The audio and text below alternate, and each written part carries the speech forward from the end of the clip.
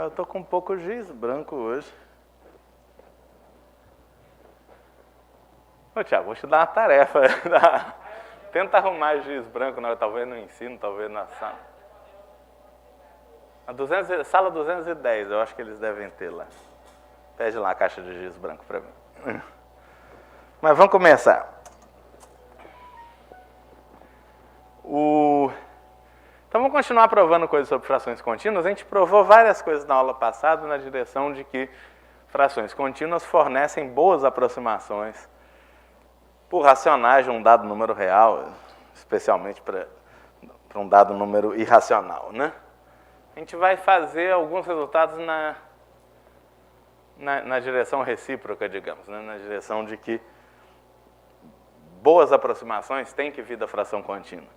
Então vamos começar com essa proposição aqui que diz o seguinte. Né? Você tem um alfa real, você pode... O caso mais interessante, mais importante, num certo sentido, é alfa irracional, mas vale para mais em geral, né? Você tem a sequência de aproximações... Bom, você tem a representação de alfa em frações contínuas, pode ser finita ou infinita. Mas se for finita, a gente vai supor que vai pelo menos até o AN mais 1, porque a gente vai falar do PN sobre QN e do PN mais 1 sobre QN mais 1, né? E a ideia é que... Bom, de novo, vocês lembram da primeira coisa que a gente provou sobre aproximações de números reais por números racionais? Né? É que dado qualquer número real, qualquer denominador Q, a gente consegue aproximações de alfa por algum racional com denominador Q e com erro menor que 1 sobre Q, ou mesmo menor ou igual a 1 sobre 2Q. Né? Isso é equivalente a dizer que Q alfa menos P é menor que 1. Então, para qualquer racional, você consegue uma aproximação, qualquer racional Q, você consegue uma aproximação P sobre Q, em que essa quantidade que é alfa menos P é menor que 1 em modo. Para as aproximações que vêm da fração contínua, é muito melhor, que é menor que 1 sobre Q ao quadrado, isso vai ser muito menor que 1, vai ser menor que 1 sobre Q. De qualquer jeito, isso é chamado erro relativo da aproximação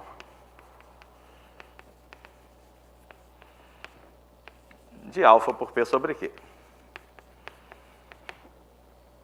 Uma coisa relativamente natural de comparar o erro com o denominador.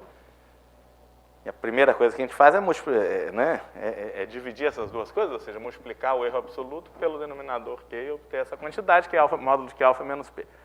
Então a ideia é que, para as aproximações que vêm da fração contínua, Q alfa menos Pn, né? Elas não só são menores do que todos os erros relativos de todas as aproximações com denominadores menores, mas, de fato, isso é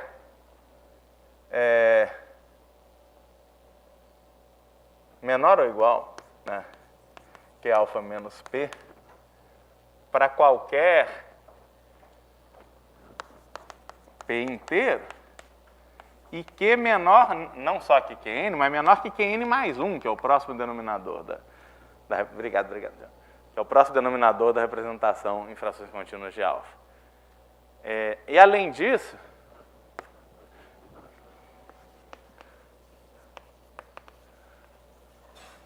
vale a igualdade se somente se PQ é igual a PNQ. Quer dizer, o erro relativo da aproximação de alfa por Pn sobre Qn é melhor do que qualquer erro relativo de qualquer aproximação, não só com denominador menor, mas com denominadores maiores. Isso vale para qualquer denominador menor que n mais 1, que é o denominador da próxima aproximação de alfa por frações contínuas. Né? Em particular, Qn alfa menos Pn é estritamente menor que Qn menos 1 alfa menos Pn menos 1. Quer dizer, esse erro relativo é o melhor de todos até aí. Então, isso dá uma interpretação das reduzidas, das aproximações Pn sobre Qn, que não depende diretamente do algoritmo de frações contínuas. As aproximações Pn sobre Qn são as aproximações que batem o recorde de menor erro relativo com o dado denominador. Né? Quer dizer, dada essa aproximação Pn-1 sobre Qn-1, a próxima aproximação que dá um erro relativo estritamente menor é o Pn sobre Qn. Né? Então, elas vão batendo recordes consecutivos de... E você não bate o recorde até chegar no denominador Qn+1, que vai dar a próxima. Vai bater o recorde é a próxima. Reduzida Pn+1 sobre Qn+1. Né? Vamos lá.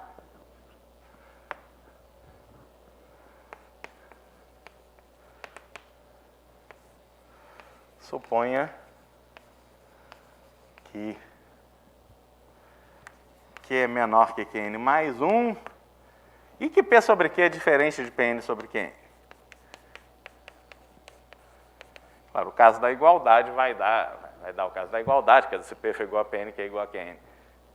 É claro que se P sobre Q não tiver simplificado, né, e o P sobre Q for igual a Pn sobre Qn, o P vai ser, sei lá, Kpn, o Q vai ser Kqn para algum inteiro K maior que 1. E aí o erro relativo fica K vezes o erro relativo da aproximação Pn sobre Qn, quer dizer, é estritamente maior. Né? Então, o único caso da igual é o par ser igual. O par Pq é igual ao seu... Mas vamos lá. Eu vou supor N par sem perda de generalidade, porque o alfa está sempre entre Pn sobre Qn e Pn+1 sobre Qn+1. Se o N é par, o Pn sobre Qn é menor que alfa, menor que Pn+1 sobre Qn+1. Se N é ímpar, é o contrário. Né? Pn sobre Qn é maior que alfa, maior que Pn+1. Supõe N par, só para organizar as ideias, mas não tem nenhuma perda de generalidade. Só para supor que primeiro vem o Pn sobre Qn, depois o alfa, depois o Pn+1 sobre Qn+1.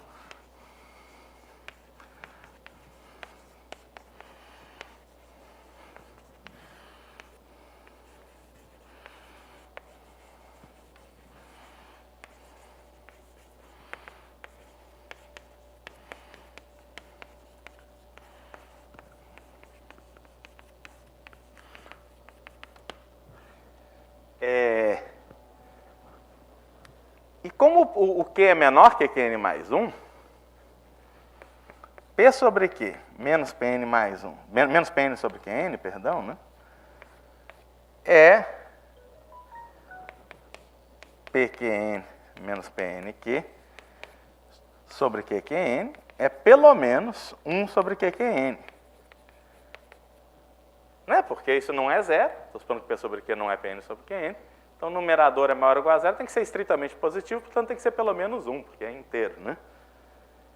E como Q é menor que Qn+1, né? Isso daqui é maior que 1 sobre Qn+1. E acontece que 1 sobre Qn+1 é o tamanho desse intervalo.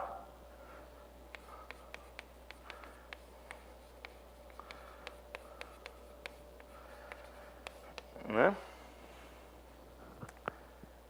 Ou seja, a distância do P sobre Q ao extremo esquerdo desse intervalo aqui é maior que o tamanho do intervalo. Portanto, P sobre Q tem que estar fora desse intervalo. Ou está para lá, ou está para cá. Né? Então, a gente tem dois casos. O primeiro é se P sobre Q está para cá, quer dizer, é menor que Pn sobre Qn. Então, a distância do alfa ao P sobre Q é maior que a distância do P sobre Q ao Pn sobre Qn, que a gente acabou de ver que é maior ou igual a 1 sobre Qn. Portanto, se a gente multiplicar tudo por Q,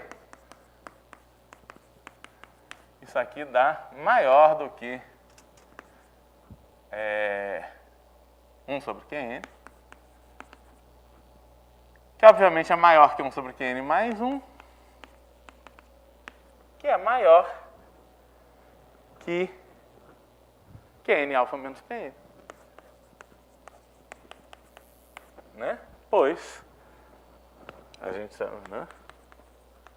Alfa menos Pn sobre Qn. O alfa está dentro desse intervalo, isso aqui é menor que o tamanho do intervalo, né?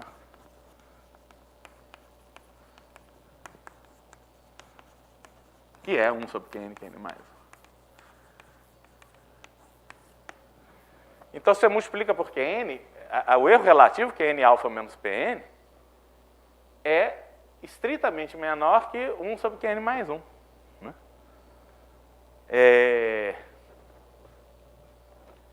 Então, nesse caso, claramente, o erro relativo que alfa menos P é pior, é maior do que o erro Qn alfa menos Pn. Esse é o caso mais fácil, digamos. Mas o segundo caso também não é difícil, que é o caso que P sobre Q é maior que Pn mais 1 sobre Qn mais 1. Não é P sobre Q está fora desse intervalo, ou está para cá ou está para lá. Quer dizer, ou é menor que Pn sobre Qn ou é maior que Pn mais 1 sobre Qn mais 1. Né?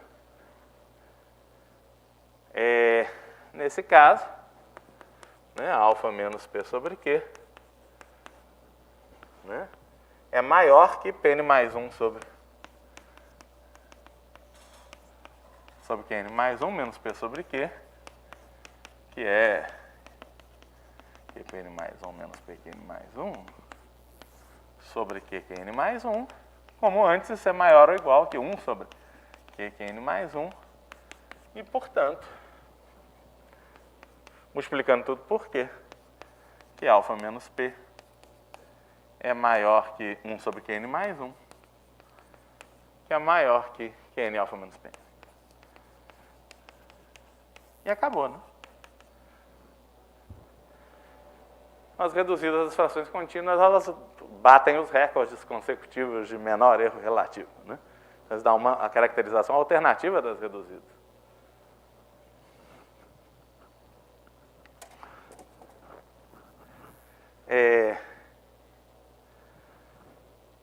Bom, agora a gente vai provar a proposição que eu enunciei na aula passada, até usei, mas não provei, que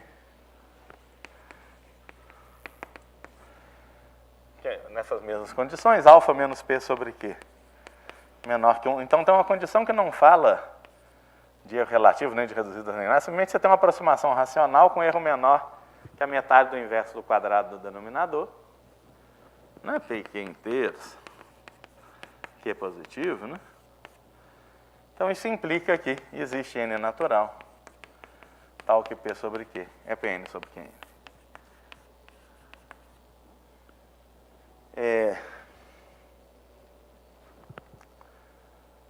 Muito bem.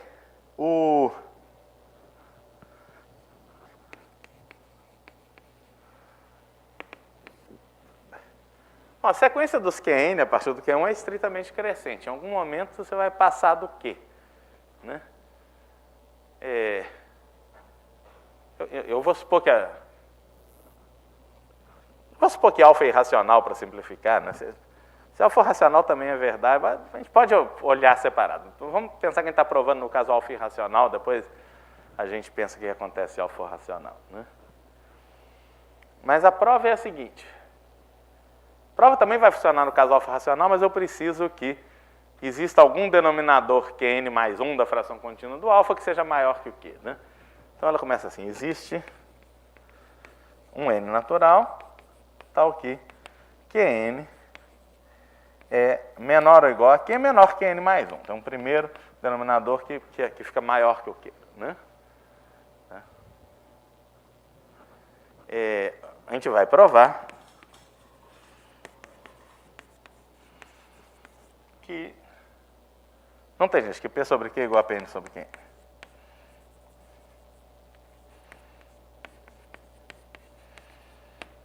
Então, vamos supor por absurdo que não.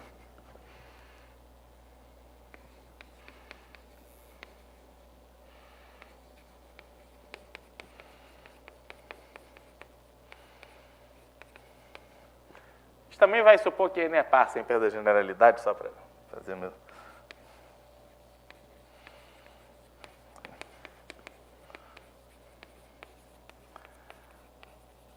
Só para fixar a ordem do Pn sobre Qn, alfa e Pn mais 1 sobre Qn mais 1. Né? Tá, então a gente vai olhar para esse N. Então, como antes, Pn sobre Qn menor que alfa, menor que Pn mais 1 sobre Qn mais 1. E também, como antes, P sobre Q menos Pn sobre Qn. Na verdade, são provas parecidas. Isso aqui é PQN menos QPn sobre... Isso é maior ou igual que 1 sobre QQn. Que é maior que 1 sobre Qn, Qn mais 1. Que é a distância do Pn mais 1 sobre Qn mais 1 para o Pn sobre Qn. Né? Então, de novo, o P sobre Q está fora desse intervalo, que a distância dele ao extremo esquerdo é maior que o tamanho do intervalo. A mesma coisa. Né? Como antes, o Q é menor que N mais 1. É só isso que a gente precisa. Né?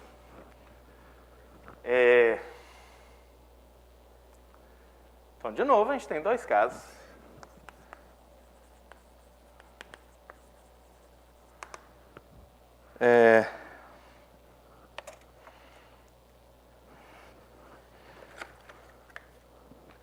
Então, primeiro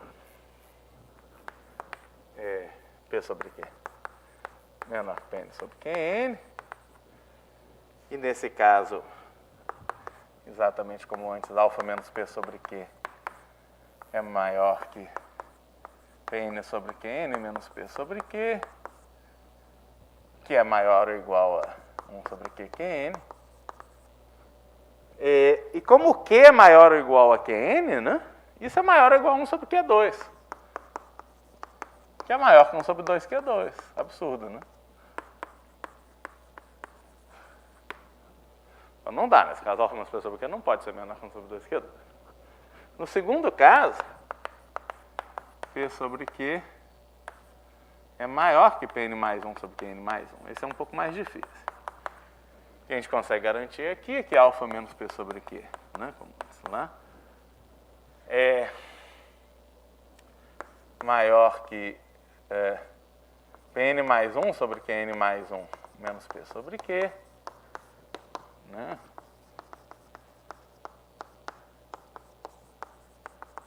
Que é isso daqui. Ou seja, que é maior ou igual a 1 sobre QQn mais 1. E a gente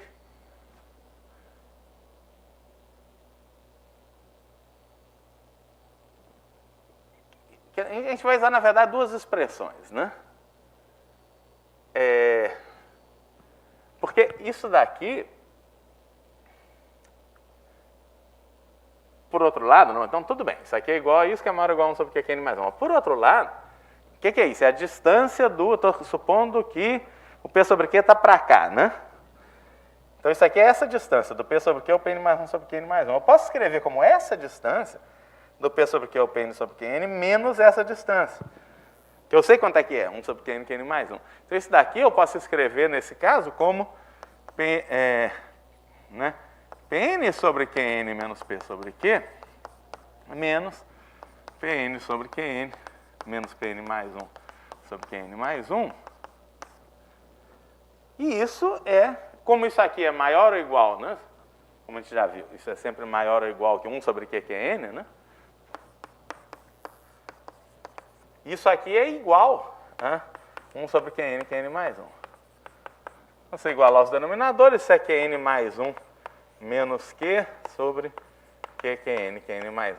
Então, a gente tem duas estimativas por baixo para a distância do alfa ao P sobre Q. E a gente vai usar as duas em situações diferentes. O primeiro subcaso que a gente vai olhar é o caso em que o Q é grande, em que o Q é maior ou igual a metade do Qn mais 1. Mas nesse caso, né, você tem essa desigualdade, alfa menos P sobre Q é maior ou igual a 1 sobre QN mais 1. Isso significa que o Qn mais 1 é menor ou igual a 2Q. Ou seja, o inverso dele é maior ou igual a 1 sobre 2Q, ou seja, isso aqui é maior ou igual a 1 sobre 2Q2. Absurdo, né? Estou supondo que isso é estritamente menor que 1 sobre 2Q2. E o segundo caso é se o Q for menor que a metade do Qn mais 1. Mas aí eu vou usar essa estimativa aqui.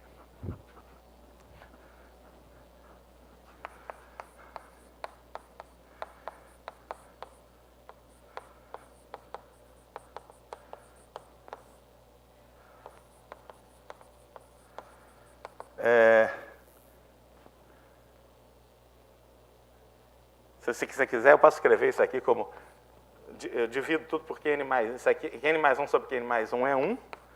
Q sobre Qn mais 1 é Q sobre Qn mais 1, né? Vou escrever assim, sobre QQn.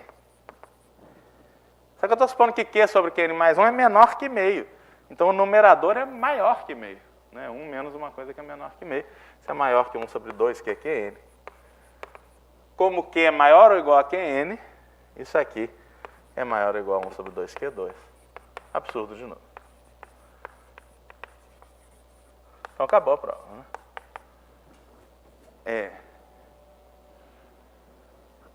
Sobrou o caso alfa racional. Essa prova funciona no caso racional desde que eu consiga ir até o Qn mais 1, quer dizer que o caso...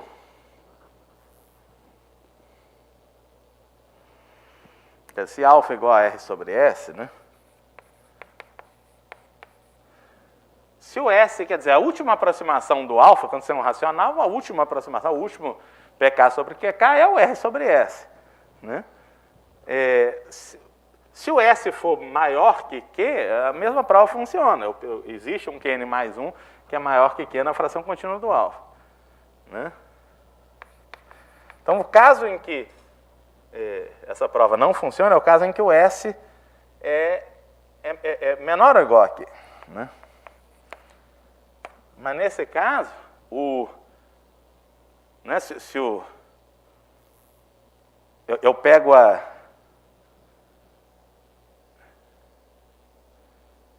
se eu olho para o P sobre Q, para o alfa menos P sobre Q, né? Se o alfa é igual a P sobre Q é uma reduzida da fração contínua do alfa. Né? Então, esse caso é óbvio. Mas nos outros casos, né, isso aqui é QR menos PS sobre QS é maior ou igual a 1 sobre QS. Como S é menor ou igual a Q, isso é maior ou igual a 1 sobre Q2, né? Quer dizer, não tem nenhuma aproximação com erro menor que 1 sobre Q2, nesse caso do alfa ser racional com o denominador menor ou igual a Q. Né? E nos outros casos, essa prova funciona. Essa desigualdade só não vale se isso for zero, mas nesse caso o alfa, o R sobre S igual a P sobre Q, o P sobre Q vai ser uma reduzida do alfa, vai ser a última reduzida.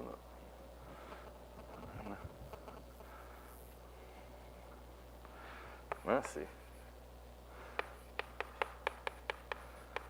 Tá, então, no caso racional também dá certo, quer dizer, esse negócio é verdade em geral.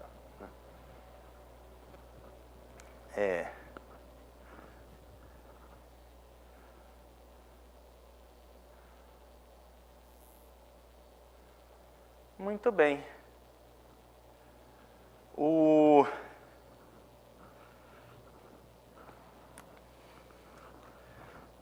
Então, a gente usou essa proposição para provar a segunda parte do teorema de Hurwitz-Markov, mas dava para provar sem isso, como eu mencionei, mas não tive tempo de fazer, né?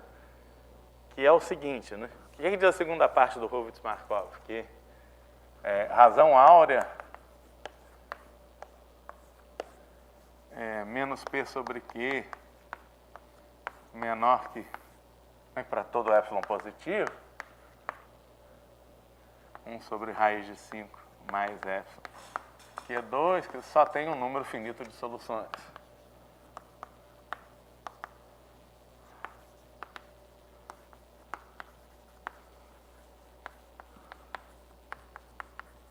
Racionais P sobre Q. Dá para provar isso até sem falar de frações contínuas, olhando para isso daqui, né?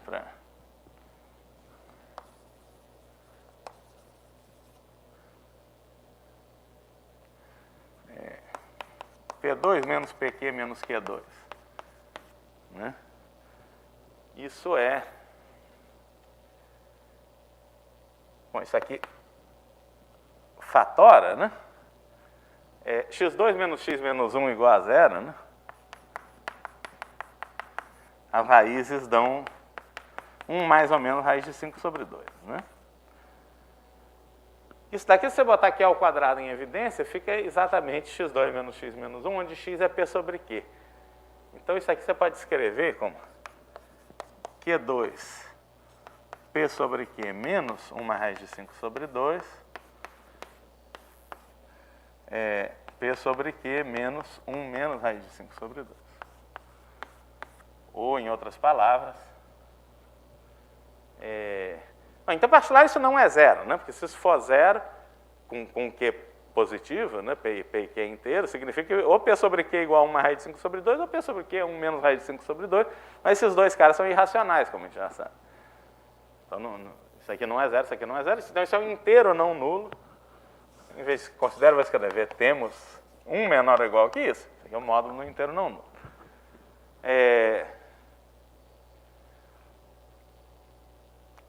Se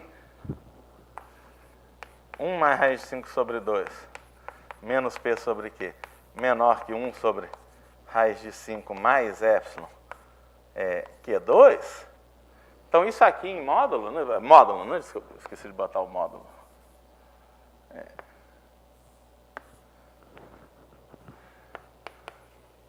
Essa desigualdade está dizendo que isso aqui, né, em módulo, vai ser menor que 1 sobre raiz de 5 mais epsilon, que é o quadrado. A gente está multiplicando porque o quadrado vai cortar. Vai ficar 1 sobre raiz de 5 mais epsilon vezes módulo de P sobre Q menos 1 menos raiz de 5 sobre 2. Só que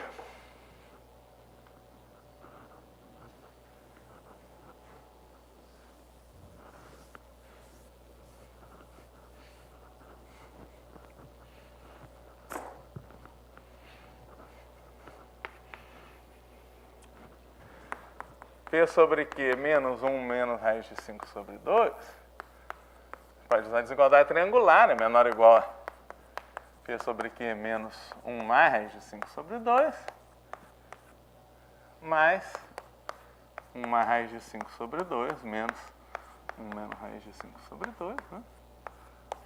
Né? Isso mais isso dá isso, então só desigualdade triangular. Por hipótese, isso daqui é menor que 1 sobre raiz de 5, que é o quadrado, né? Mais epsilon até. E isso aqui é raiz de 5, né?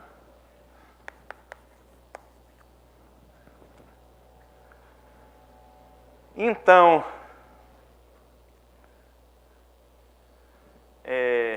1 é menor ou igual a raiz de 5 mais aquele negócio, 1 sobre raiz de 5 Q2 sobre raiz de 5 mais F.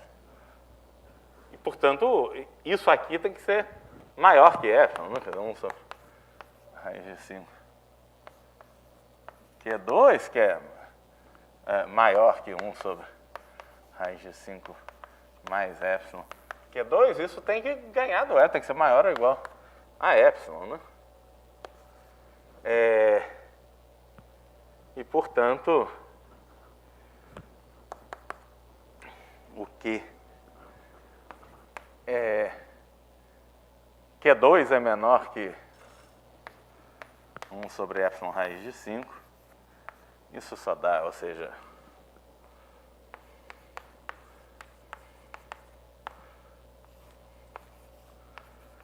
quer dizer, o Q é limitado, né? Então só tem um número finito de soluções, que só temos um número finito de possíveis valores de Q. E dado Q, né?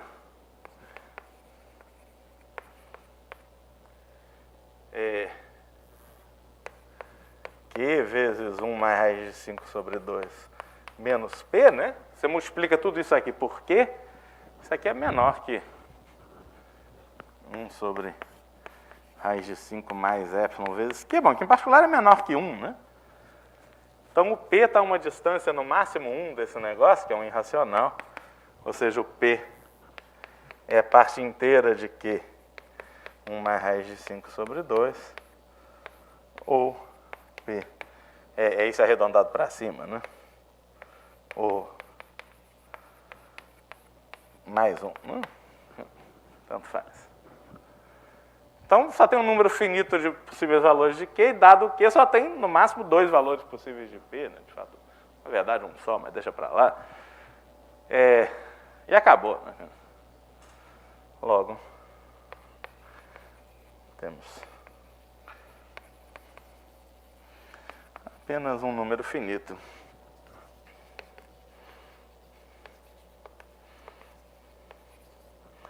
De tais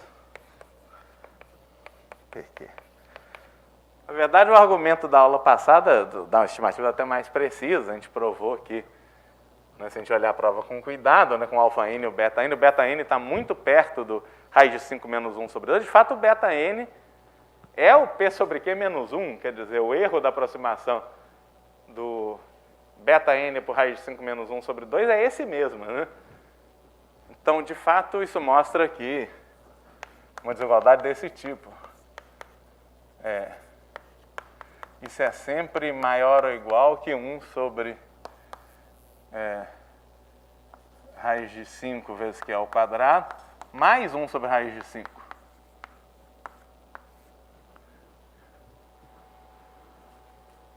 Né? Porque era Q ao quadrado que multiplica alfa n mais beta n. Alfa n mais beta n é muito perto de raiz de 5. A distância ao raiz de 5 é exatamente essa. Quer dizer que se for... Então, de fato, se o beta n for um pouco maior que raiz de 5 menos 1 sobre 2, a distância, no máximo, é isso aqui. Então, vai ter raiz de 5 mais isso, quando multiplica por Q ao quadrado, fica menor que... né? Quer dizer, tem o raiz de 5 Q ao quadrado, né? E o que sobra, né? 1 sobre raiz de 5 Q ao quadrado vezes Q ao quadrado, corta Q ao quadrado, fica 1 sobre raiz de 5. De fato, 1 sobre raiz de 5 mais F, mas não faz muito sentido. Temos essa desigualdade que é bastante... E essa constante 1 sobre raiz de 5, de fato, é ótima nesse caso. Mas é que você tinha perguntado se dava para melhorar um pouco a raiz. Não muito, né? Quer dizer, por razão hora, no máximo soma uma constante depois de multiplicar por Q2, né? E uma constante não muito grande, quer dizer, menor que meio em particular.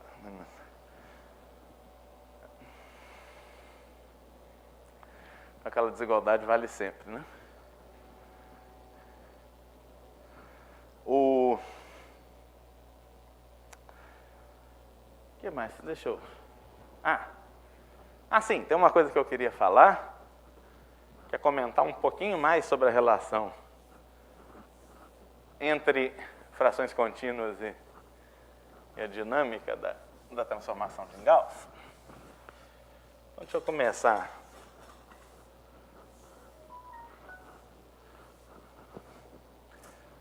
Fazendo essa observação sobre representação decimal, né? O que representação decimal tem a ver com dinâmica, né? Suponha que você tem um alfa entre 0 e 1. Em representação decimal, 0, A1, A2, A3, entre 0 e 1. Né? Com os AJ inteiros, mas entre 0 e 9, né? São algarismos.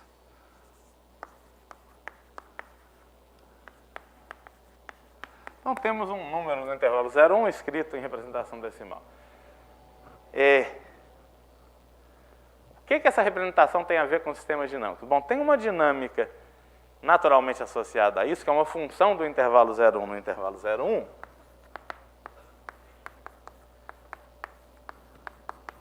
dada por f de x, parte fracionária de 10x, ou seja, 10x menos parte inteira de 10x. O que essa função faz com o alfa? Então, eu falei um pouco disso quando eu estava descrevendo a representação de um número real em frações contínuas, né?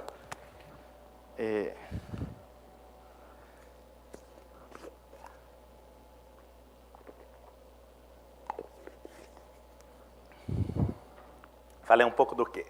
Falei que uma questão fundamental quando a gente quer representar um número real usando números inteiros, é o que a gente faz quando aparece um número entre 0 e 1. Eu acho que eu falei meio rapidamente que a resposta da representação decimal no CST é multiplicar por 10. Apareceu um número entre 0 e 1, a gente multiplica por 10 e tira a parte inteira. Porque a gente começa sempre tirando a parte inteira. Então, no real, tem a parte inteira mais um cara entre 0 e 1. Então, o que a gente faz quando aparece um cara entre 0 e 1? A gente, para a representação decimal, a gente multiplica por 10 e tira a parte inteira. Multiplica por 10, tira a parte inteira. Multiplica por 10, tira a parte inteira. Ou seja, a gente aplica várias vezes essa função, que multiplica por 10 e tira a parte inteira. E essas partes inteiras são exatamente os algarismos. Você pega assim, multiplica por 10, ele fica, 10 alfa é A1, A2, A3, etc. A parte inteira de 10 alfa é o A1. E o F de alfa, que é 10 alfa menos a parte inteira de 10 alfa, é isso aqui menos A1, ou seja, é 0,A2, A3, A4. Então, o que a função faz com alfa é multiplica por 10, tira a parte inteira o primeiro algarismo, e o que sobra é a representação decimal que se obtém apagando o primeiro dígito. Você apaga o primeiro dígito e olha para o que sobra. Quer dizer, a gente chega a vírgula para lá e esquece a parte inteira. Vai chegando.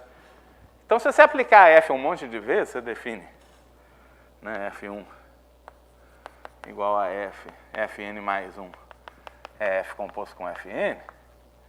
O Fn de alfa, você vai fazer isso n vezes, você vai apagar os n primeiros caras, vai dar 0, a n mais 1, a n mais 2, etc. E essa dinâmica é bastante, apesar de ter uma expressão muito simples, ela é bastante rica. Ela tem vários pontos fixos, quer dizer, pontos são levados nele mesmo. Por exemplo, f de j sobre 9 é j sobre 9, para 0 menor ou igual a j menor ou igual a 8. Porque um nono é 0,11, você aplica o f, vai dar 0,11. 2 nonos é 0,222, você aplica o f, dá 0,2. 0 nonos é 0, você aplica o f, dá 0. E acabou, caiu. Então ela tem 9 pontos fixos. Ela tem pontos periódicos, por exemplo,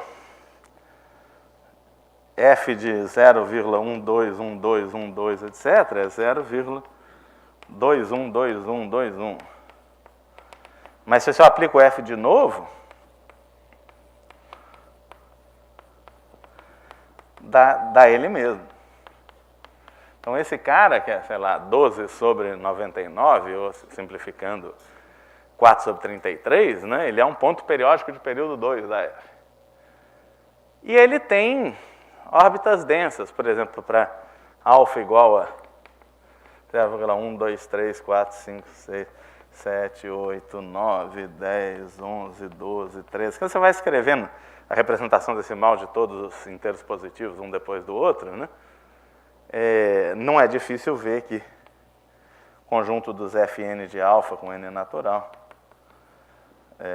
o inteiro positivo, tanto faz, é denso em 0, 1. Então, ele tem órbitas periódicas de todos os períodos, tem pontos pré-periódicos, tipo 0,1222222, você aplica o f, dá 0,22222, aplica de novo, dá 0,22222 de novo, quer dizer, o ponto não é periódico, mas depois de aplicar uma vez ele fica fixo. Então, tem órbitas periódicas, órbitas pré-periódicas. Essas órbitas pré-periódicas são exatamente os racionais, órbitas finitas ou periódicas ou pré-periódicas, todos os racionais do 0, 1. E tem órbitas densas também. Na verdade, dá para provar que a maioria das órbitas são densas no sentido de medida. Então, tem todo o estudo da dinâmica dessa função que está diretamente relacionada com a representação decimal. Para frações contínuas é muito parecido, só que a função é diferente. O que a gente faz quando aparece um número entre 0 e 1 é diferente. A gente não multiplica por 10 ou por nenhuma base, a gente inverte. Então, a função que tem a ver com isso é a popular transformação de Gauss.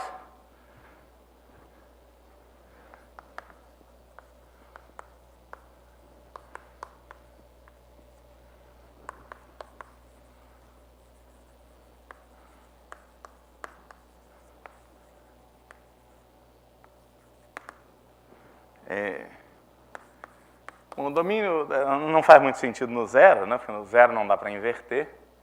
Se caiu no 0, a gente para. Mas os outros caras, a gente pode inverter e tirar a parte inteira, dada por g de x. É parte fracionária de 1 sobre x, ou seja, é 1 sobre x menos a parte inteira de 1 sobre x. Se quiser desenhar o gráfico da f, não é muito difícil, ele tem 10 ramos expansores, assim. Tem aqui 1 décimo, 2 décimos, etc. 9 décimos, 1. Entre 0 e 1 décimo ele é 10x. Entre 1 décimo e 2 décimos ele é 10x menos 1.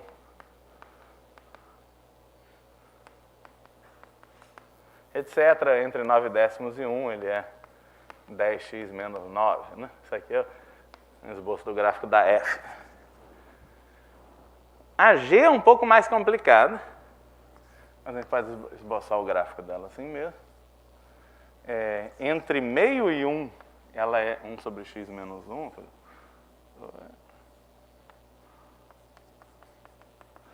Entre 1 terço e meio, ela é 1 sobre x menos 2. E assim por diante, né?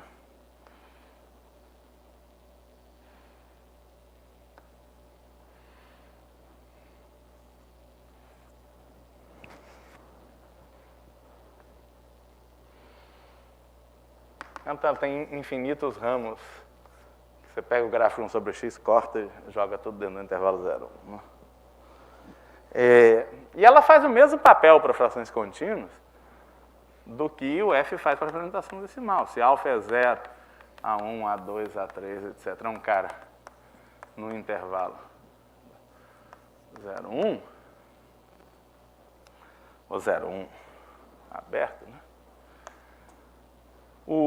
Bom, 1 sobre alfa vai ser A1, A2, A3, etc. A parte inteira de 1 sobre alfa é o A1. E o g de alfa, que é 1 sobre alfa menos a parte inteira de 1 sobre alfa, vai dar o 0, A2, A3.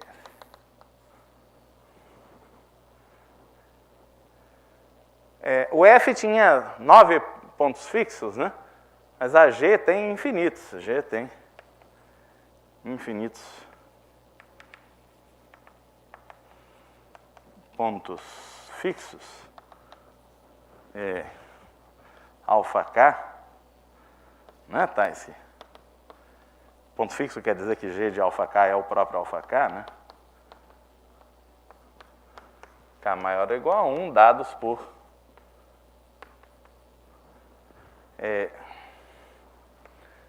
alfa k igual a 0 k, k, k.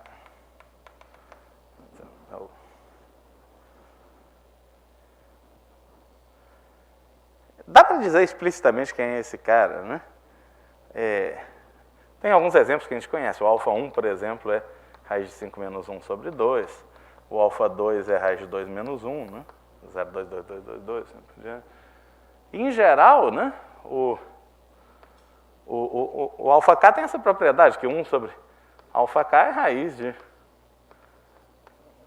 por definição, não. 1 sobre alfa k é kkkk, quer dizer, é k mais alfa k. Então, 1 sobre x é k mais x. Né?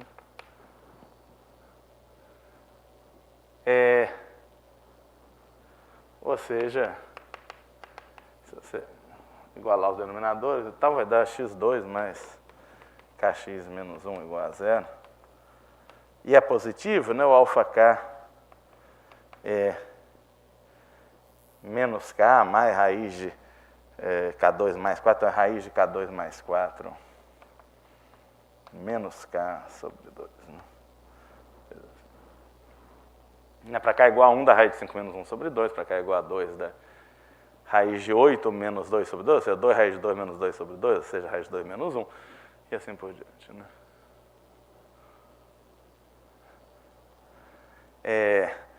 Mas também tem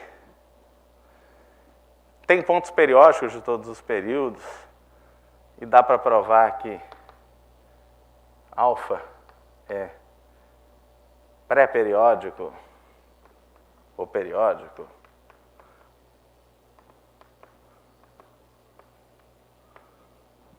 se somente se alfa é um irracional quadrático. Isso vai ser uma consequência do teorema de Lagrange que eu vou provar daqui a pouquinho, que caracteriza as frações contínuas periódicas, né?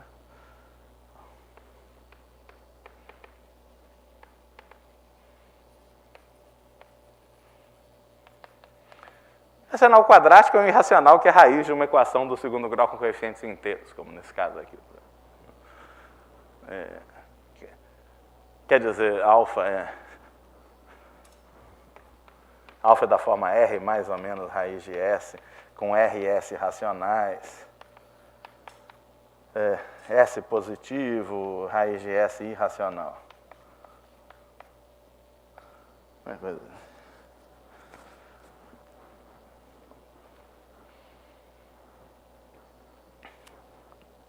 E o G tem órbitas densas. G também tem órbitas densas.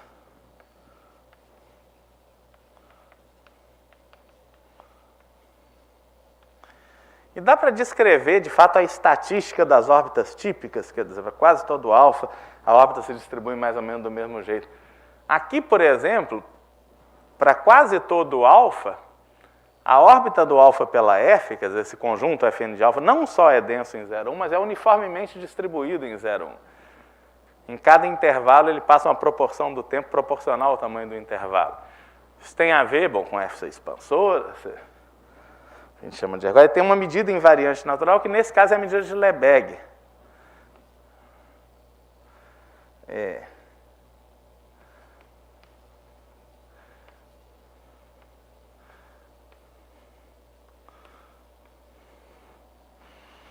Em 0,1 é invariante por F, quer dizer que a medida de Lebesgue, vou chamar de Leb, a medida de Lebesgue, Leb de F-1 de x é igual a Leb de x,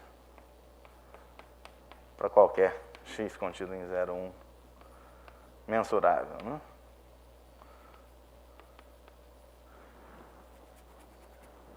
A G também tem uma medida invariante natural, que não é a medida de Lebesgue, mas é equivalente à medida de Lebesgue, que é a medida de Gauss, dada cuja densidade é 1 sobre log 2, só para normalizar, dx sobre 1 mais x, né? Mi é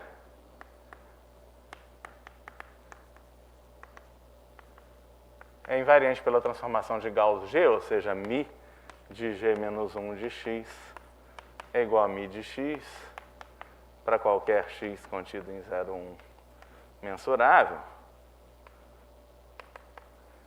Aqui, F-1, G-1, quer dizer, F-1 de x, como sempre, como teoria dos conjuntos, é o conjunto dos y em 0,1 com f de y pertencente a x, né? Para o G é a mesma coisa. Então, esse negócio dela ter uma medida invariante, de novo, isso é só um comentário lateral,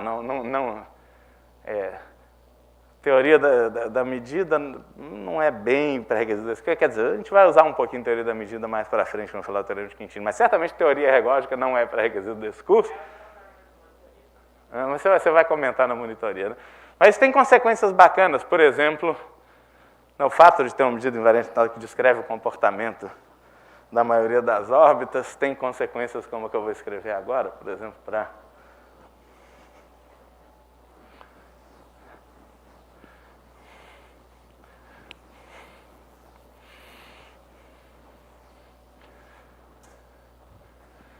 então é possível provar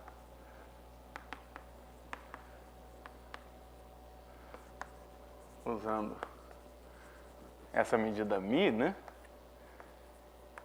De fato, mostrando que ela é ergódica, que para quase todo alfa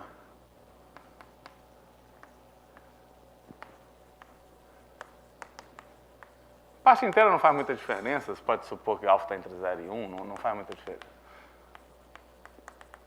Para quase todo alfa real, ou seja, exceto um conjunto com exceção de um conjunto de medida nula, né? Para todo alfa em R menos um conjunto de medida nula, limite, quando n tende a infinito, de raiz enésima de Kn. Quando você escreve um número em representação decimal, você tem Sequência de aproximações cujos denominadores são as potências de 10 consecutivas, 10, 100, 1000, etc. O enésimo denominador é 10 elevado a n, raiz enésima de Qn, nesse caso é sempre 10, na representação decimal. Representação em base B é sempre B.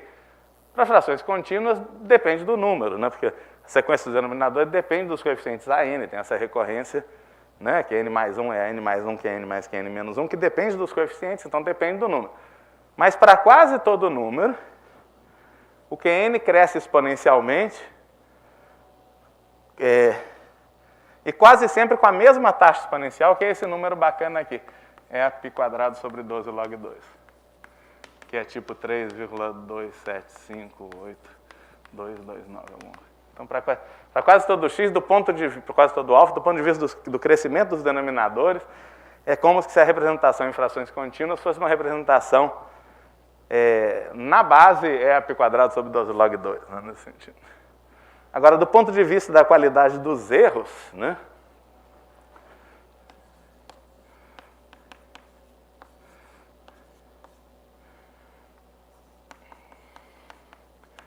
como o erro é menor que o inverso do quadrado do denominador, de fato, tipicamente não é muito diferente disso, esse limite vai ser, para quase todo o alfa, menos π² sobre 6 log 2. Então, do ponto de vista da qualidade do erro, que no caso da representação em base 10 para quase todo alfa, esse limite vai ser 1/10, esse limite vai ser 10 sempre, né? Aqui, isso aqui é menor que 1/10, né? É 1 sobre o inverso do quadrado desse número.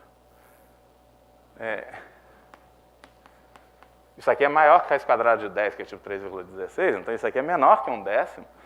O que quer dizer que, do ponto de vista da qualidade dos erros, para números reais típicos, a representação na enésima aproximação que vem da fração contínua dá uma aproximação melhor do ponto de vista do erro absoluto do que a aproximação correspondente de mesmo índice do que vem da representação decimal, apesar dos numeradores crescerem bem mais devagar. Os denominadores crescem como se fosse uma representação basicamente em base 3, um pouquinho mais que 3. Né? Então, dá uma ideia. Muito bem.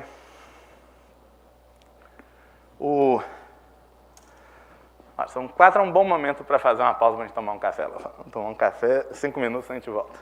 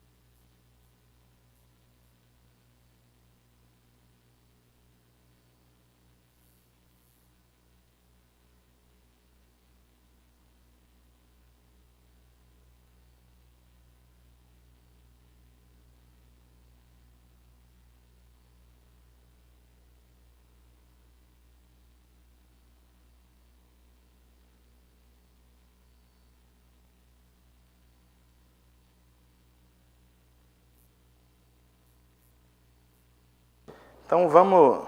deixa eu botar a máscara. Não levo bronca.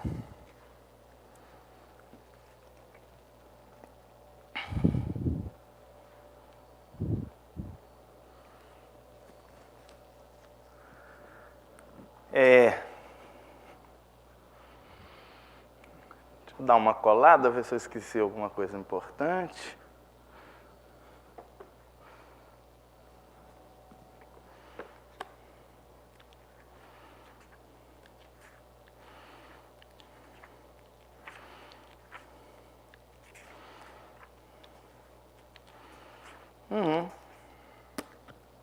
É isso. Então vamos lá.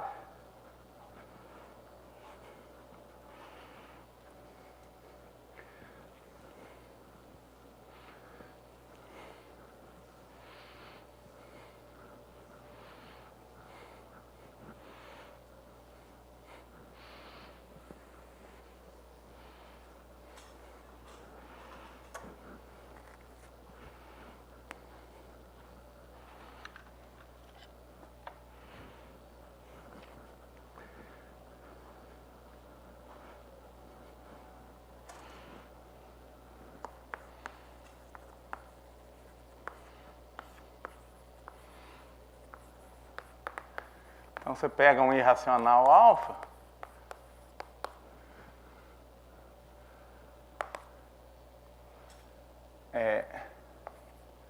né, a representação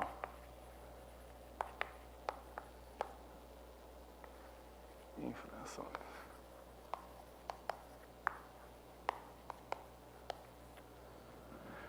Representação A0, A1, A2, etc. é pré-periódica?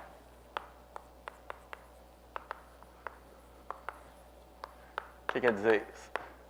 Que existe... existem K e R inteiros positivos, digamos, tais que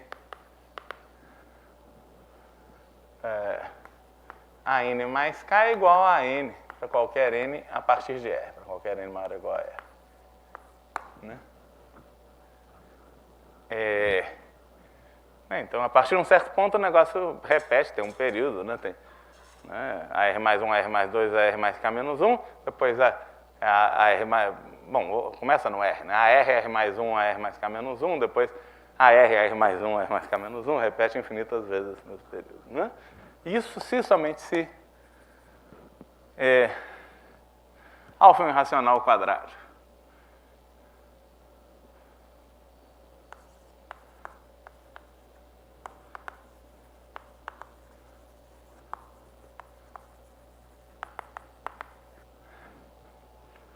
Isto é,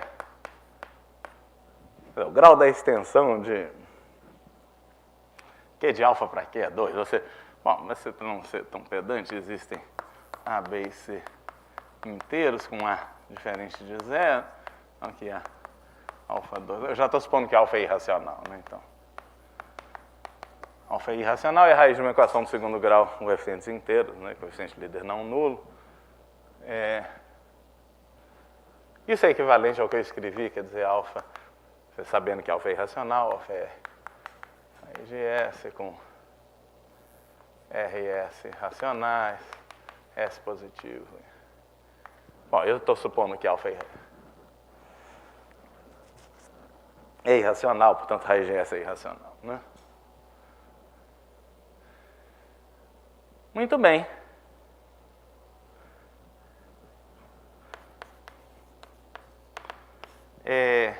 Vamos provar a ida primeiro, né? Então, se a representação de alfa em frações contínuas é pré-periódica, então o alfa n mais k, o alfa... Deixa eu escrever R mais K mais 1, só porque a gente tem uma fórmula bonitinha para...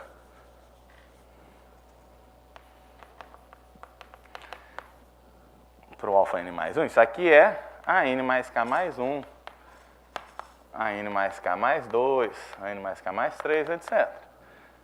Isso, por hipótese, a n mais k mais é a mesma coisa que a n mais 1, a r, perdão, R mais k mais 2, é a mesma coisa que a r mais 1, a r mais 2, a r mais 3, etc.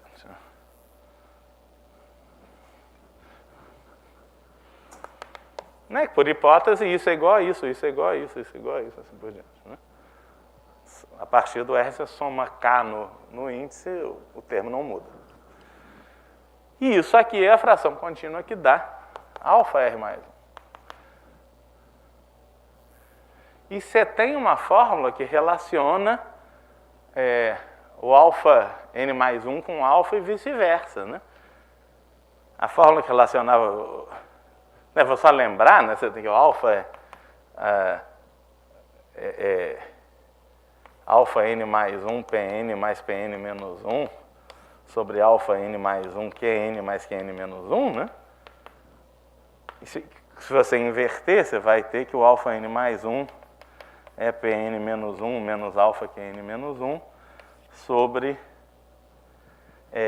Qn alfa menos Pn. Então você tinha essas fórmulas, portanto, isso aqui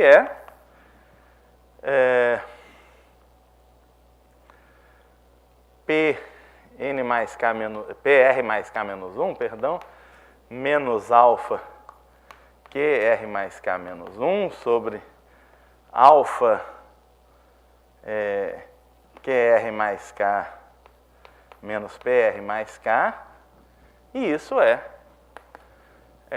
PR menos 1 menos alfa QR menos 1 sobre alfa QR menos PR. Né? E aí é só multiplicar em cruz, você vai achar uma equação do segundo grau do qual alfa é raiz.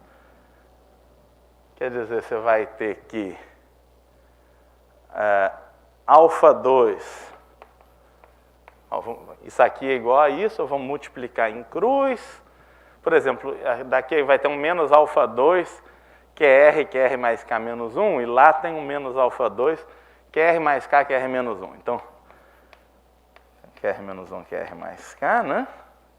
Que vai vir de lá para cá, menos QR mais K menos 1, mais alfa que multiplica, e aí vai ter um termo de grau 1, que complica, por exemplo, vai ter um QR, PR mais K menos 1.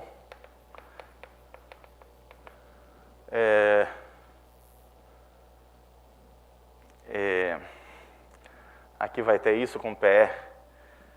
Não, isso aqui eu já fiz, PR, QR mais K menos 1. Depois vai ter um PR mais K menos 1, QR. Esse aqui eu já escrevi, né? Agora vai ter um mais PR, QR mais K menos 1, menos QR menos 1, PR mais K, menos PR menos 1, QR mais K. Então, esse é o termo de grau 1, digamos, e o termo de grau 0 vai ser PR mais K, PR menos 1, menos PR mais K menos 1, PR,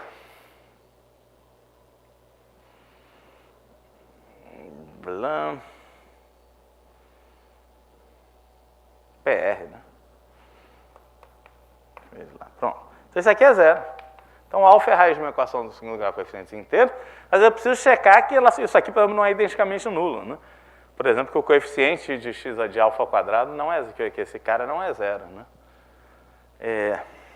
Mas não é. Como é que é? Ai. Isso aqui não pode ser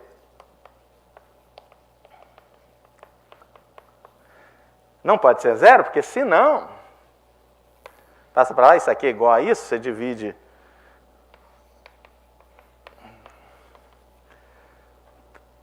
QR menos 1 sobre QR, ia ser QR mais K menos 1 sobre QR mais K, né?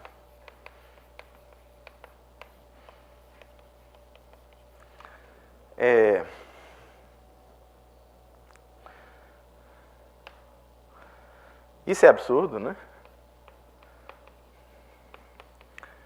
Pois ambas as frações são irredutíveis.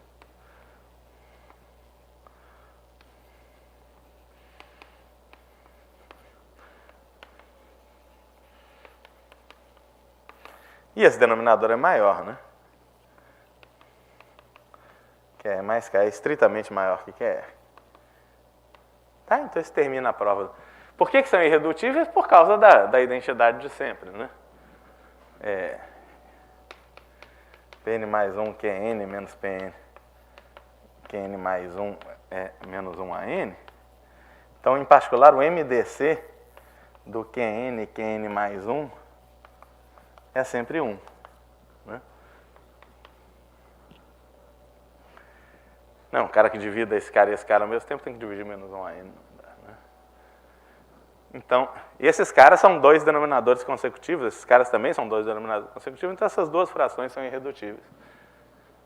E esse denominador aqui é estritamente maior, então não dá. Então, provamos que se a representação em frações contínuas de alfa é periódica a partir de um certo ponto, então o alfa é um irracional quadrático. Vamos fazer a volta, que dá um pouquinho mais de trabalho.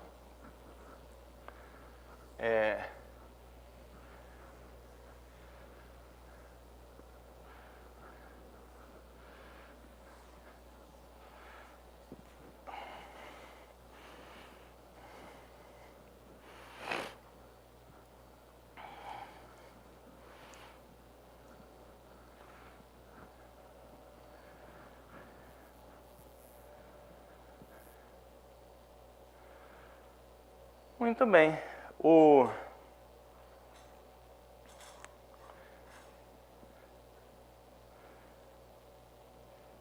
Então, como é que a gente faz a volta?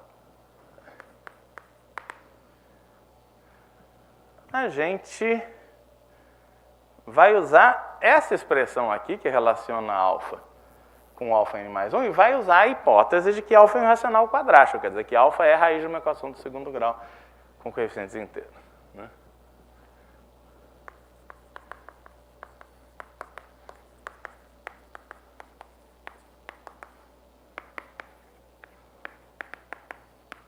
ABC são inteiros, A diferente de zero.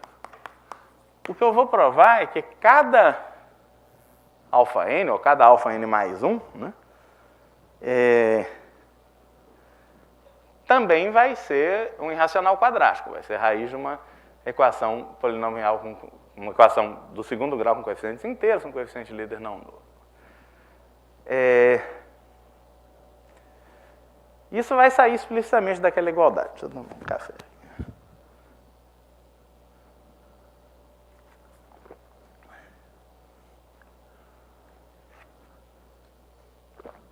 Vamos lá.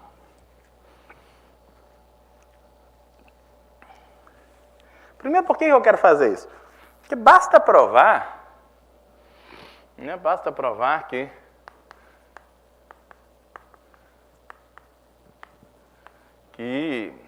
existem esses R e K inteiros positivos.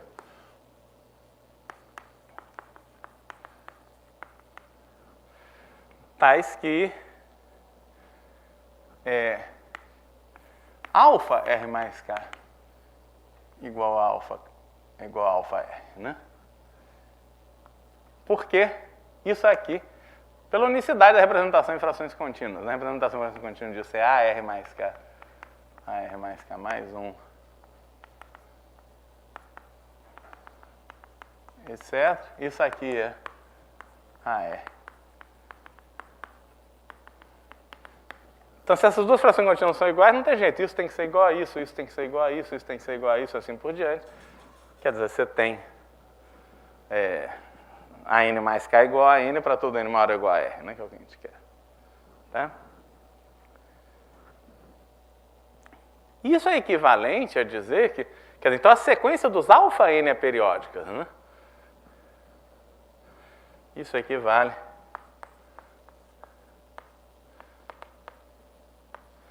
a provar que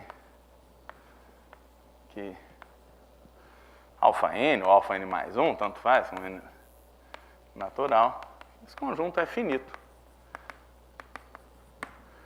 Ou seja, que a gente, como você tem infinitos índices, um jeito de ser finito, você repetiu o mesmo cara duas vezes. Né?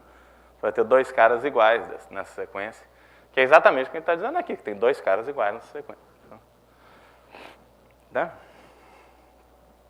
E uma vez que tem dois caras iguais, a partir daí vai ficar periódico.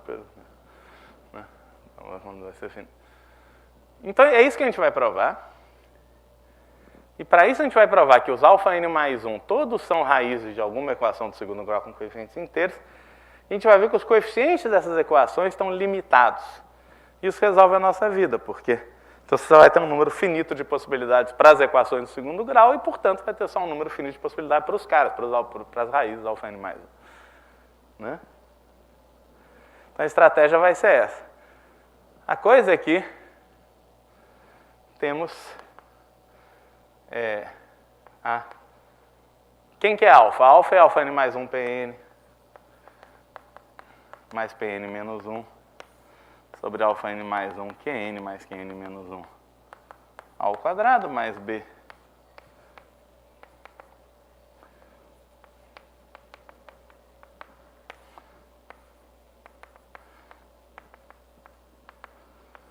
mais C igual a zero, né? Porque alfa é igual a isso.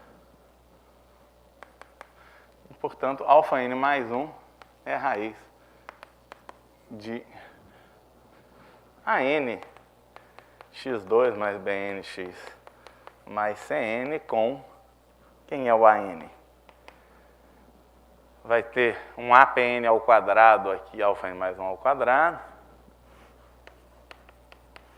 A gente tem que igualar os denominadores, né? Quer dizer, aqui vai ter isso vezes isso. Ou seja, vai ter um αn mais 1 Pn Qn, então mais Bpn Qn, mais C vezes isso ao quadrado, que vai ter um CQn ao quadrado também, multiplicando αn mais 1 ao quadrado. O Bn, um pouquinho mais complicado, vai ter um 2A Pn menos 1, né, que vem disso aqui ao quadrado. Depois disso vezes isso vai ter B Pn Qn menos 1 mais Pn menos 1 Qn mais C Qn menos 1 ao quadrado. Não, perdão, mais 2C Qn menos 1, né? Eu estou no B.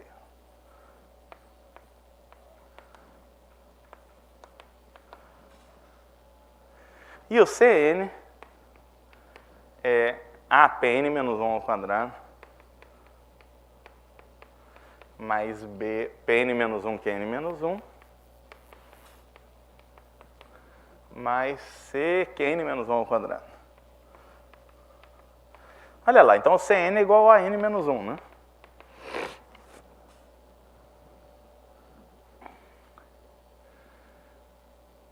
A gente vai ver, de novo, a nossa estratégia é provar que o AN, Bn e Cn são limitados. O AN não é zero, porque o AN você pode fatorar como... Bom, o que é o AX2, né? O que é o... Perdão. O alfa é a raiz dessa equação, AX2 mais BX mais C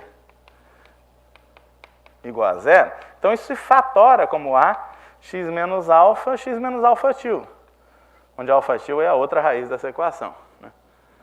O alfa mais alfa tio, por exemplo, é menos B sobre A. Alfa vezes alfa tio é C sobre A. Então isso fatora.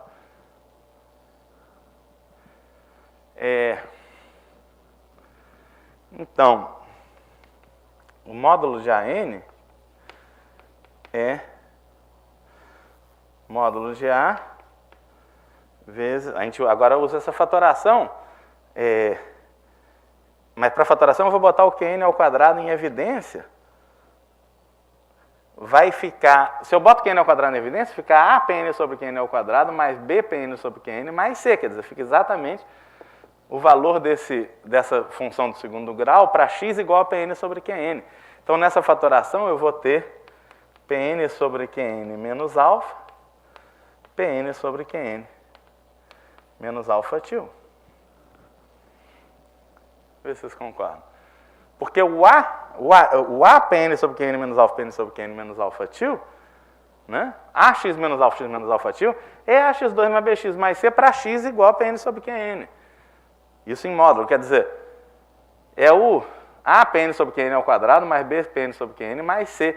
Se eu multiplicar isso por QN ao quadrado, eu tenho exatamente essa expressão que dá o AN. Né? Então, o módulo de AN é isso daqui. Só que alfa menos PN sobre QN, isso aqui é uma reduzido da fração contínua de alfa. Então, isso aqui é menor que 1 sobre QN ao quadrado. Então, isso aqui é menor que módulo de A PN sobre QN menos alfa tio. E esse PN sobre QN menos alfa tio é limitado, né? Por quê?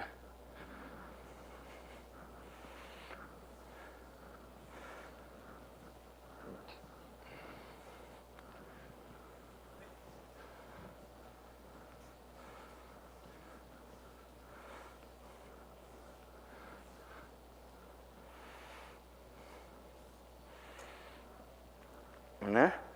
Só para desigualdade triangular, PN sobre QN menos alfa tio menor ou igual a PN sobre QN menos alfa mais alfa menos alfa tio. Isso é menor que, bom, isso aqui em particular é menor que 1, é menor que 1 sobre QN ao quadrado. Né? Então, todos os AN são menores que essa constante aqui, módulo de A que multiplica 1 mais módulo de alfa menos alfa tio, que é uma constante, eu vou chamar de M. Né?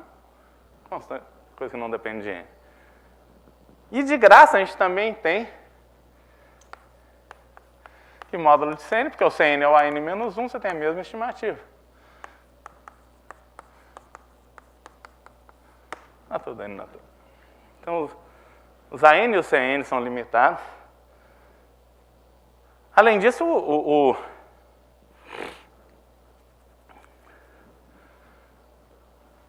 AN é diferente de zero. Né? Por causa dessa expressão aqui. Isso aqui não é zero, isso aqui não é zero. Isso aqui não são zero, porque alfa e alfa tio são irracionais. Né? Alfa por hipótese, alfa mais alfa tio é racional, alfa mais alfa tio é menos B sobre A. Então, o alfa é irracional, alfa tio também é. São duas raízes irracionais de uma mesma equação de segundo grau.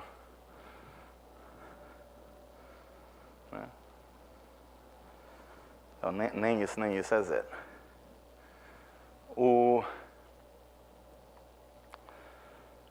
Então, só basta provar que os BN são limitados. Se eu provar que o BN é limitado, acabou. Porque aí eu só vou ter um número finito de possibilidades para a tripla, AN, BN, CN, né? Eles são inteiros, são limitados, só tem um número finito de possibilidades. Então, só vou ter um número finito de possibilidades para essa equação do segundo grau, portanto, só vou ter um número finito de possibilidades para as raízes dessa, porque cada equação do segundo grau tem no máximo 2 raízes, né?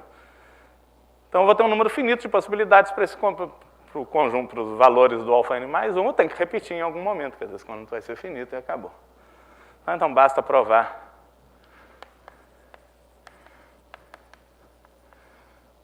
que Bn é limitado. É limitado por uma constante que não depende de n, obviamente. Né? Dá para fazer uma conta desse tipo também, quer dizer, botando, por exemplo, Qn vezes Qn menos 1 em evidência. Aqui você vai ter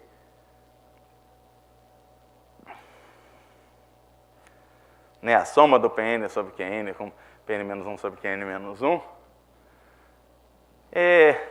Mas uma coisa, uma observação que é útil, eu acho que eu vou dar 2 provas disso, né? Em geral, a gente está com um tempinho. De fato, a gente pode fazer uma conta e observar que o discriminante dessa equação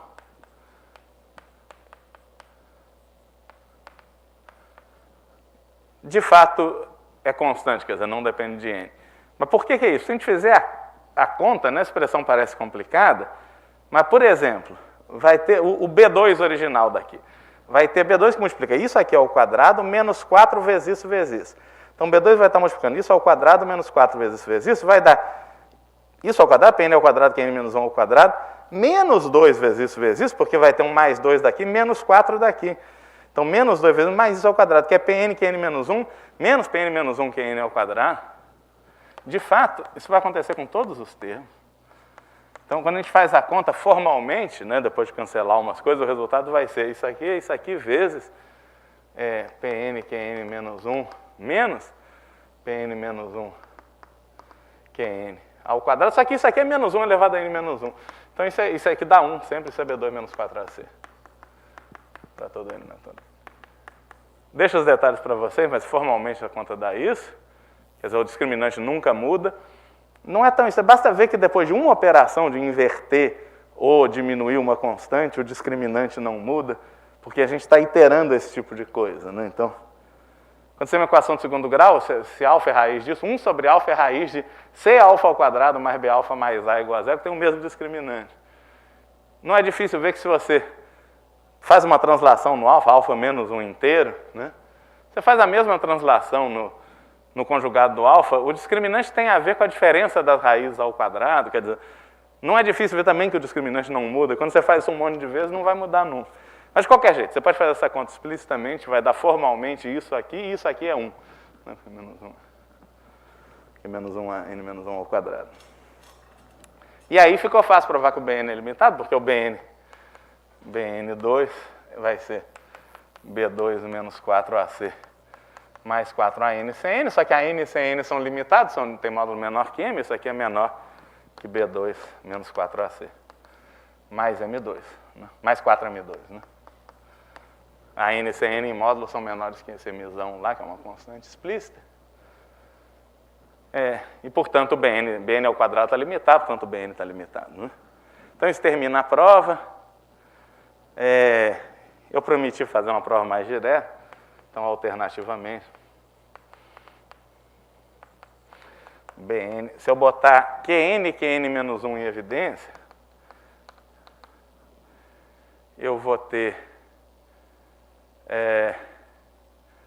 2Pn sobre Qn, Pn menos 1. Então, vai ser 2A Pn sobre Qn, Pn menos 1 sobre Qn menos 1, mais B Pn sobre Qn mais Pn menos 1 sobre Qn menos 1, mais 2C. Né? E isso daqui, tanto Pn sobre Qn quanto Pn sobre menos 1 sobre Qn menos 1, estão muito perto de alfa, né? Então, de fato, o erro da aproximação de alfa por Pn sobre Qn, eu vou escrever como alfa mais O de 1 sobre Qn ao quadrado, mas de fato é O1, né? Quer dizer, a constante é no máximo 1. Vou escrever assim, alfa mais um erro que de fato é menor que 1 sobre Qn ao quadrado. Esse O quer dizer uma coisa um pouco mais geral, mas o Pn menos 1 sobre Qn menos 1. Né?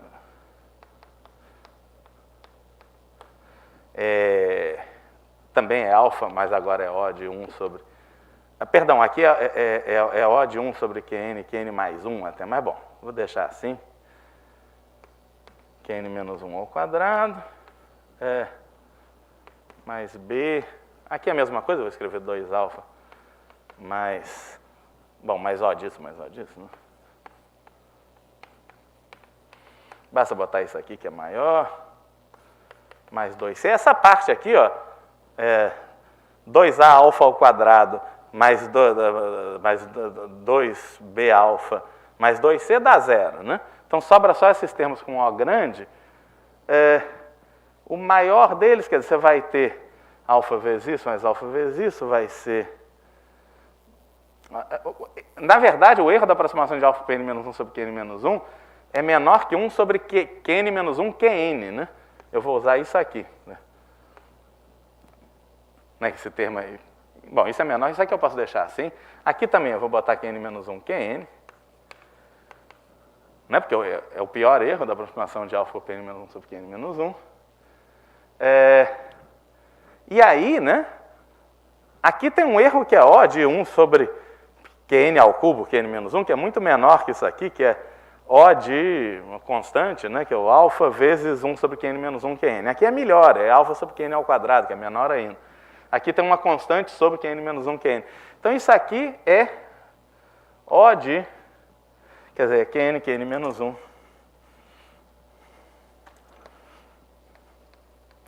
Vezes um erro, que é no máximo uma constante, vezes 1 sobre a pior coisa de novo que aparece é 1 sobre Qn menos 1 Qn. Isso aqui é O de 1, quer dizer, isso aqui está limitado. Fazendo as contas assim, mas essa classe você pode botar constantes explícitas, fazer um monte de desigualdade triangular e provar que o bem dá limitado diretamente a partir de uma conta dessas, mas de qualquer jeito.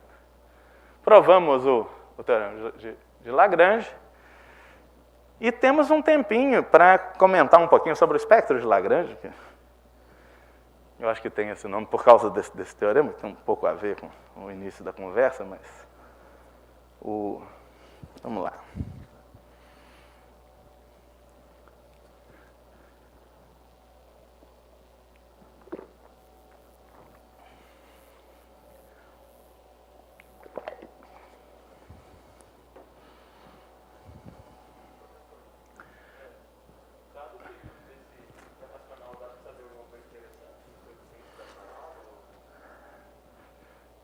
Tem coisas interessantes que relacionam, por exemplo, como é que é a fração contínua de raiz quadrada de n, coisas assim. São coisas que têm a ver com a equação de Pell. No capítulo de equações de Diophantine sobre a equação de Pell, tem alguns resultados sobre isso, mas em geral quer dizer, é complicado, né? Quer dizer, por enquanto a gente tem a prova dá estimativas mais ou menos, muito ruins, mas mais ou menos pelo menos uma estimativa superior para o tamanho do período, né? Que a gente pode estimando esses coeficientes, a gente estima o número de possíveis equações e quanto que vai repetir, olha, tem bastante coisa complicada acontecendo, mas, né?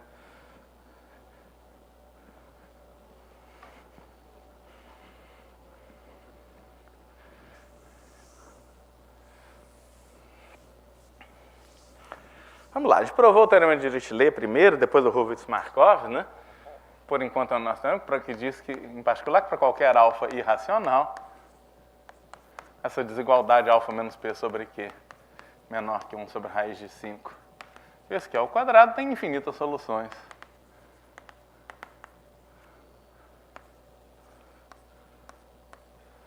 Racionais p sobre q. Isso vale para qualquer alfa irracional, e esse é o melhor resultado que vale para todos os irracionais ao mesmo tempo, porque para a razão áurea não dá para melhorar, como a gente já viu, não dá para melhorar quase nada, né? Por outro lado, dado um alfa irracional, a gente pode procurar a melhor constante que você consegue botar aqui, multiplicando que é o quadrado, né? Definimos k de alfa é o supremo das constantes k positivas, tais que essa desigualdade, alfa menos p sobre q menor que 1 sobre k, que é o quadrado, tem infinitas soluções racionais p sobre q. E a gente sabe por esse teorema que k de alfa é no mínimo raiz quadrada de 5, né?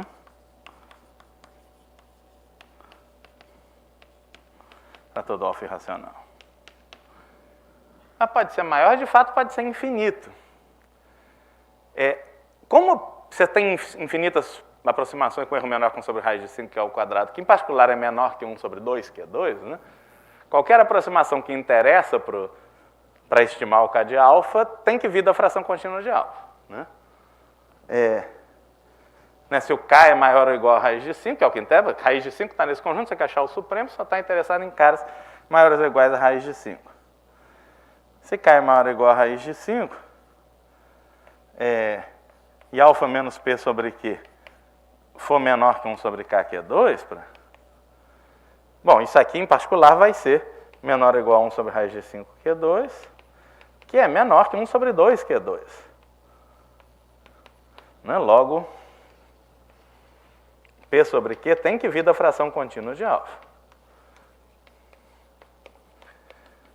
E para os caras que vêm da fração contínua de alfa,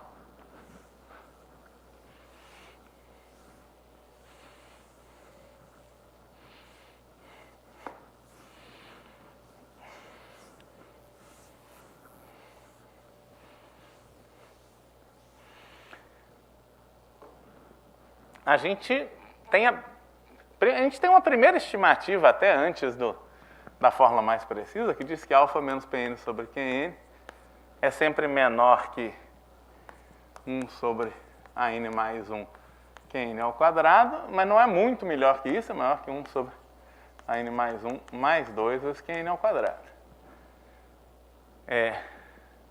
Você quer saber a maior constante que você consegue botar multiplicando o quadrado do denominador, que você consegue infinitas soluções, né? Dessa desigualdade aqui, e dessa também, né? Já segue imediatamente o fato de que K de alfa é finito, quer dizer, supremo, se somente se a sequência dos AN é limitada.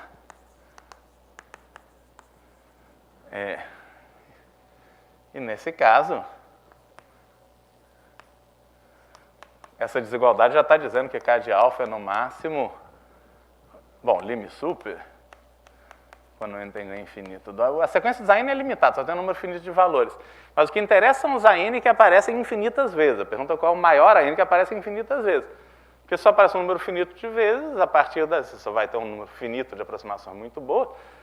Mas se depois disso os caras são muito menores, você só está interessado nos caras muito menores. Você tem que ter infinitos AN grandes para que esse erro seja pequeno, né? Menor ou igual a isso, mais 2, né? Por causa dessa desigualdade aqui. De fato, mais precisamente, a gente sabe o erro exato da aproximação. Então, deixa eu tirar o parênteses. Nesse caso, e mais precisamente, né, usando a fórmula exata para o erro, isso aqui é 1 sobre alfa n mais 1 mais beta n mais 1 Qn ao quadrado. O K de alfa né, isso aqui está sempre entre n mais 1 e n mais 1 mais 2. K de alfa é o lim sup, quando n tende ao infinito, desse negócio.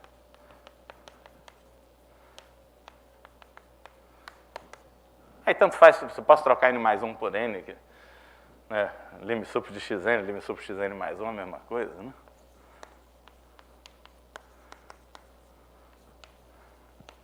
Então a gente tem essa fórmula explícita para o K de alfa, e o K de alfa é finito se somente se a representação em frações contínuas é limitada. E a imagem dessa função é um conjunto bastante interessante.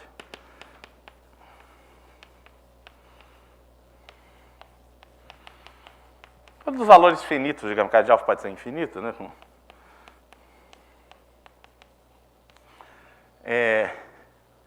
Esse cara é o espectro de Lagrange.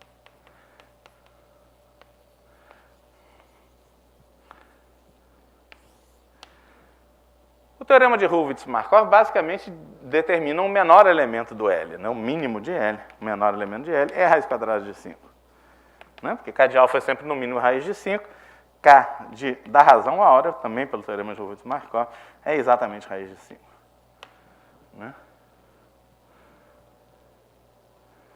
Então, o teorema de Hurwitz-Markov você consegue resumir basicamente dizendo que o menor elemento de L é raiz de 5. Então, o L encodifica uma série de propriedades das melhores aproximações racionais dos irracionais, quer dizer, propriedades diofantinas dos números irracionais. E é um conjunto bastante interessante. O Markov provou em 2 papers na segunda metade do século XIX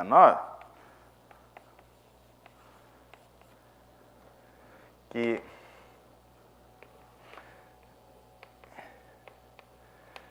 L tem um menor elemento que é raiz de 5, tem um segundo menor elemento que é raiz de 2, tem um terceiro menor elemento que é raiz de 221 sobre, então, isso aqui é K1, é raiz de 5, menor que K2 é 2 raiz de 2.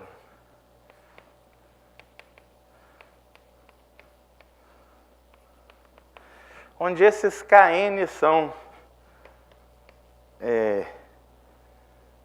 irracionais, mas os quadrados deles são racionais.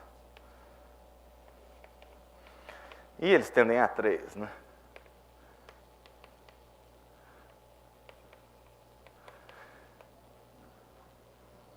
Então tem a sequência de menores elementos. De fato, Markov foi mais preciso em relação a quem são esses Kn, né?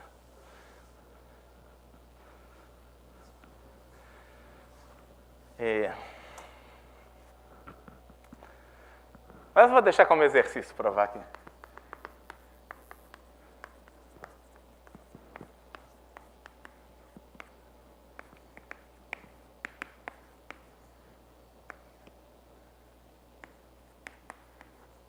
Provar que 2 raiz de 2 é o segundo menor elemento do espectro de Lagrange, né?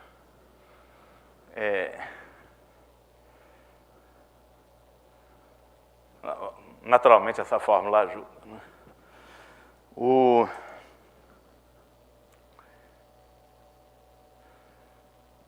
Mas então, como eu falei, o Markov foi mais preciso em relação a quem são esses caras. Os Kn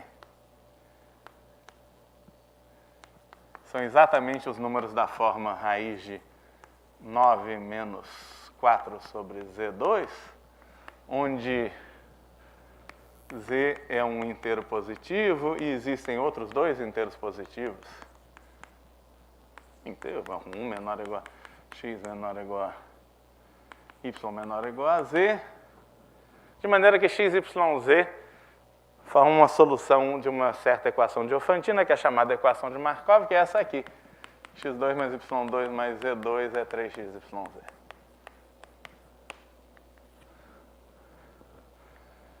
A gente vai falar mais dessa equação quando a gente falar de equações diofantinas. Você vai ver que todas as soluções você consegue colocar numa árvore. São cenas dos próximos capítulos. Depois a gente fala mais da equação de Markov. Mas de qualquer jeito tem essa caracterização, todos os termos são dessa forma, o z tem que aparecer numa solução. Então, o primeiro z que aparece numa solução é 1, tem a solução 1, 1, mas também tem a solução 1, 1, 2, né? 1 mais 1 mais 4 dá 6, que é 3 vezes 1 vezes 1 vezes 2, dá certo também. Tem uma solução que é 1, 2, 5, por exemplo, né? 1 mais 4 mais 25 dá 30, que é 3 vezes 1 vezes 2 vezes 5, dá certo?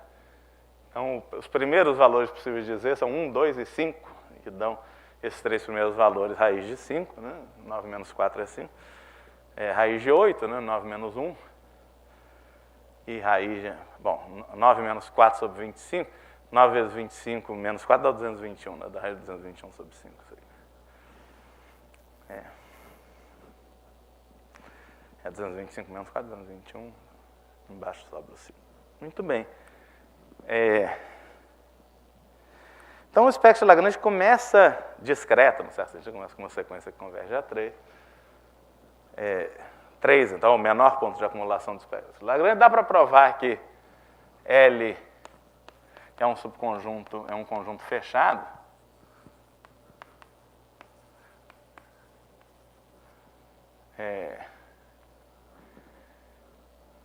E eu botei numa prova uma vez num curso. Esse é um exercício um pouco mais difícil que esse, mas dá para fazer. Eu botei numa prova, eu tinha um aluno chamado Arthur Ávila que fez essa prova, mas não fez esse problema.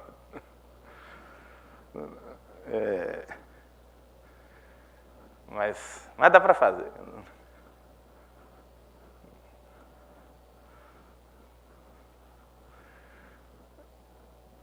Muito bem. Então, vamos lá, exercício também. Mas tem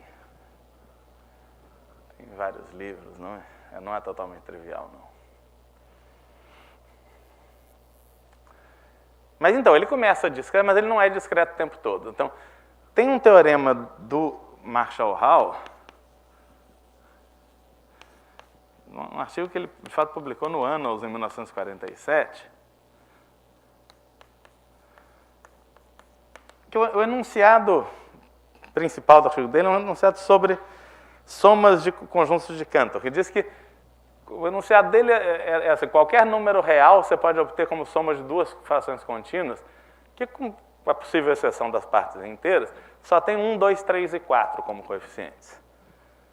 Que é um negócio que mostra para que somar frações contínuas é um negócio meio complicado. Você pode somar duas frações contínuas, só tem 1, 2, 3 e 4, obter qualquer coisa, sei lá, 1,37, 292 mil, 1,3, sei lá, qualquer coisa que você quiser. Mas uma versão, então, no intervalo 0,1 dele é o seguinte: seja que C de 4, C4 mais C4 é raiz de 2 menos 1, raiz de 2 menos 1. Isso aqui é o conjunto dos x mais y, onde x e y estão em C4. E quem é C4? C4 é o conjunto dos números da forma 0 a 1 a 2, etc., no intervalo 0, 1, tais que os AJ só podem ser 1, 2, 3 ou 4 para qualquer J maior ou igual.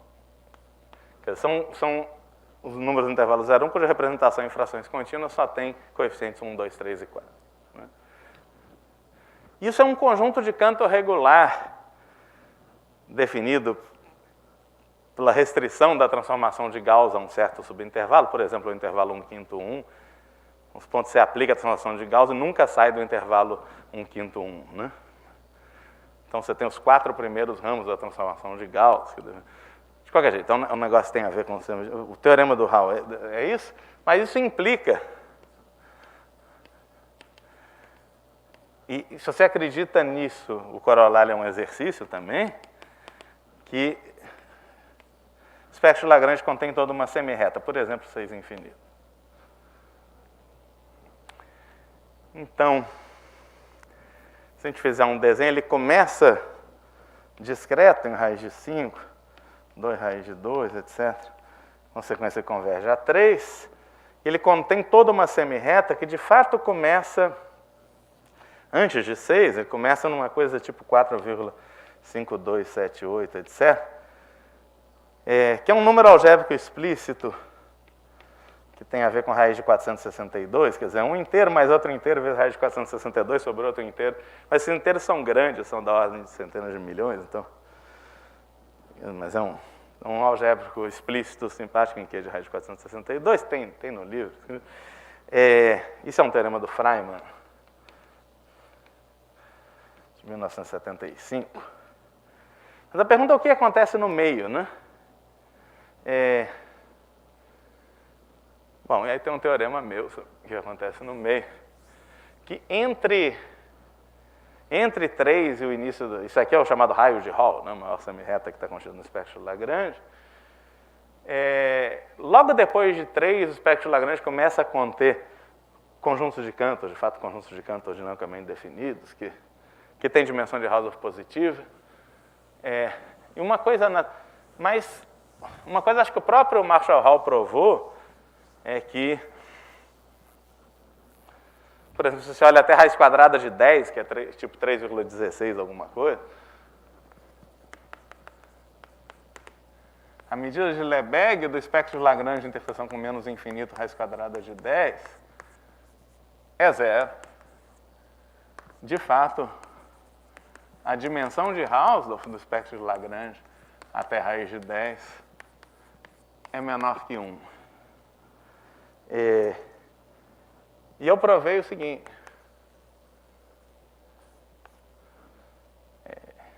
Vou botar Moreira no pontinho. Isso é um negócio que eu provei mais ou menos, anunciei, dei uns seminários e tal, em 96, mas eu só escrevi mesmo direito em 2016, 20 anos depois, como diz o tango, 20 anos não é nada.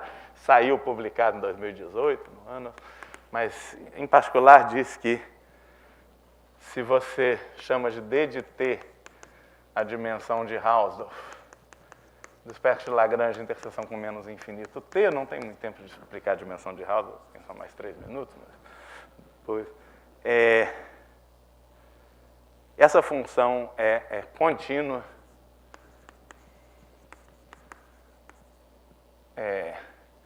Sua imagem é todo o intervalo 0,1, naturalmente.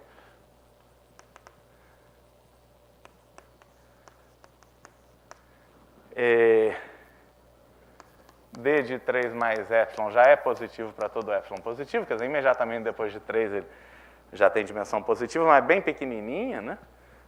E isso quer dizer que o espectro de Lagrange passa por todas as dimensões entre 0 e 1. Você dá um número qualquer entre 0 e 1, sei lá, π sobre 4. Então, existe uma semirreta que, intersectada com o espectro de Lagrange, tem exatamente essa dimensão de Hausdorff.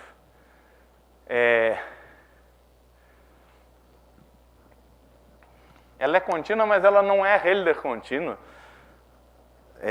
em parte pela própria definição, porque ela tem que crescer em conjuntos com dimensão de Hausdorff muito pequena. A imagem do... o espectro de Lagrange é fechado, o complementar é aberto, é uma união de intervalos abertos. Em cada intervalo do complementar, cada componente conexa do complementar, essa função é claramente constante, né? Então, ela é tipo uma função entre o zero, que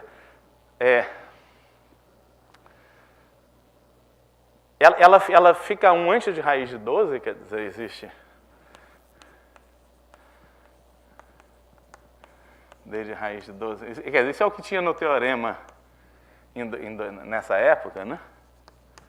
Ela é 1 antes da raiz de 12, mas de fato a gente sabe agora exatamente, quer dizer, sabe exatamente não, mas a gente sabe com uma boa precisão qual o primeiro, então, em colaboração com Carlos Mateus, Polina Vitnova e o Marco Policot, que o T1 que é o menor T positivo tal que D de T é 1,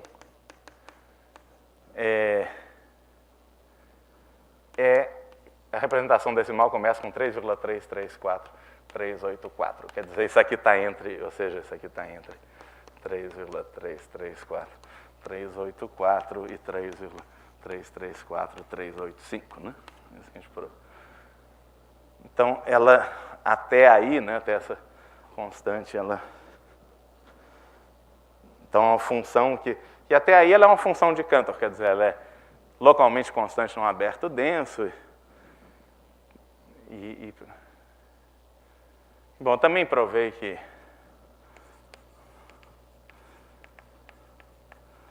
L igual a L', e você tem...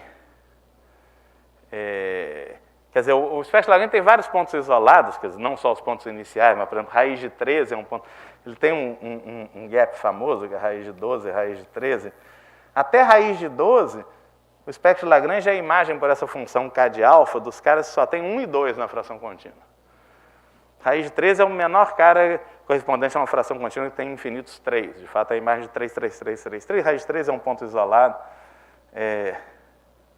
Tem vários outros pontos isolados, mas se você joga fora os pontos isolados, não aparecem novos pontos isolados. Não tem pontos isolados de segunda ordem. L' é um conjunto perfeito. Tem outras coisas, por exemplo, tem uma fórmula que relaciona D de T é o mínimo entre 1 e o dobro da dimensão de Hausdorff da pré-imagem pela função K de alfa do intervalo menos infinito T, né? Quer dizer, o conjunto dos alfa, tais que K de alfa é menor que T ou menor ou igual a T. O D de T é tipo o dobro disso. E esse teorema tem a ver também com somas de conjuntos de Cantor. Tem a ver com umas coisas que eu fiz no meu pós-doc em colaboração com o Jean-Christophe Yocos. A gente provou uma conjectura do Jacob, que foi meu orientador de doutorado, sobre somas de conjuntos de Cantor, que é um troço motivado por sistemas dinâmicos. Mas uma consequência do trabalho com o Yocos é uma espécie de fórmula da dimensão para a soma aritmética de 2 conjuntos de Cantor regulares, diz basicamente que isso aqui é mínimo entre 1 e a soma das dimensões. K mais K' é conjunto dos x mais y, onde x está em K e y está em K', como no teorema do Marshall-Hall, né? Sempre que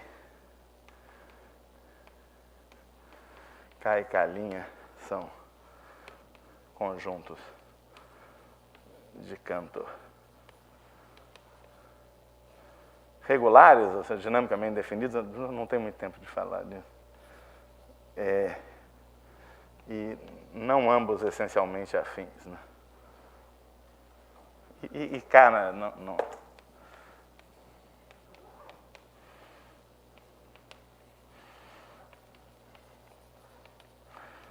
Bom, já está ficando técnico, mas, de novo, isso é um resultado de geometria fractal que tem a ver com sistemas dinâmicos, que é uma consequência das técnicas que eu desenvolvi com o Iocóis para provar uma conjectura do Jacó, motivada por sistemas dinâmicos, mas que acabou sendo o ingrediente fundamental para provar esse tipo de coisa. Bacana que são assuntos que aparentemente não tinham tanta relação um com o outro, mas que acabaram conectando de maneira muito importante. Bom, tá bom, acho que eu já molhei vocês bastante com isso. Voltamos na quarta, já com outro assunto. Vamos começar a falar de equações diofantinas, depois de funções aritméticas. Vamos continuar. Tá aí, obrigado pela